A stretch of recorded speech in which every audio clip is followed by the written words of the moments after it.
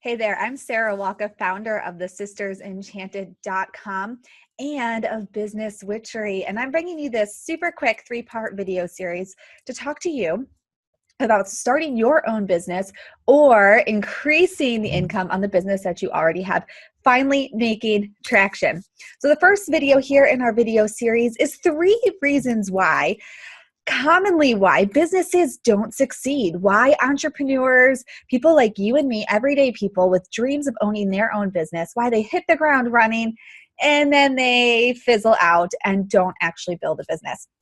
Here's 3 common reasons why this happens and some little tips about what you can do about it. The first thing that I see commonly happen with business owners is that they think too much. They simply think too much with business owners or with people that are simply dreaming up their very own business.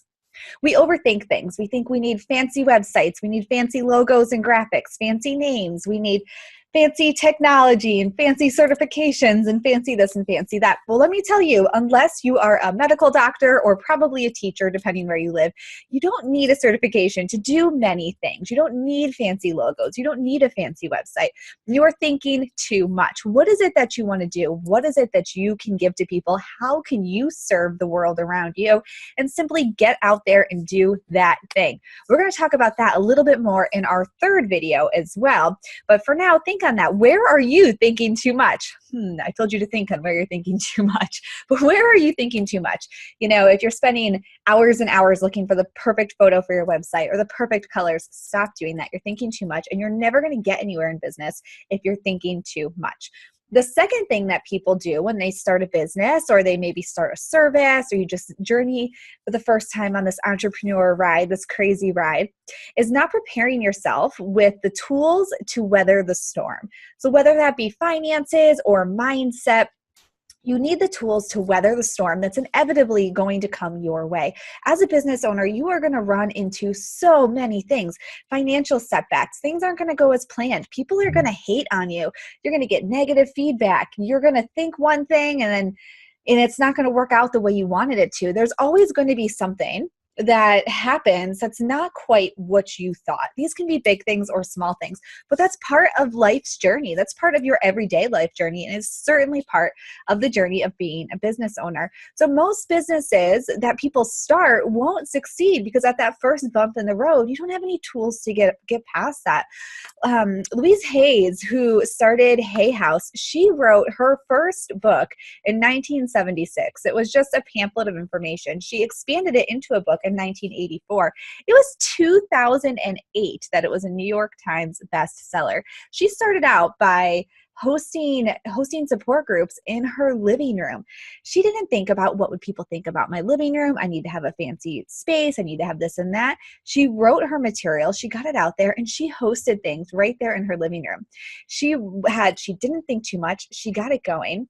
And of course, she's Louise Hayes, so she had all the mindset in the world, but she didn't set herself up for failure by putting something out there people didn't want. She tested the waters, and as she knew people wanted it, she gained traction. So she was easily able to navigate those bumps that would come her way, just like any other business owner. If you put all your eggs in one basket and then nobody buys it, nobody signs up, nobody wants your service, you've got to be ready both with mindset tools and physical tools, tangible tools in your business to do the next thing, to pivot, to explore and see what happens. And so people who just give up at that first roadblock are the people that aren't going to succeed in business. And then the third thing that causes a lot of people to fail in business, or most people, is simply not prioritizing the business. Most of us that are entrepreneurs, solopreneurs, I think we're called, that's one-man businesses, start a business while you're still doing something else. Maybe you're a caretaker for somebody. Maybe you have a job. Maybe you run another business. Maybe you're trying to start a new arm of a current business. Whatever that looks like, a lot of us are busy people in our everyday lives simply trying to get a business off the ground, and we don't prioritize that new business. We say things like, I'm too tired, I don't have time, I have to do this, I have to do that. And this is such a big issue that actually the 3rd part of this video series is all going to be on time management suggestions for you.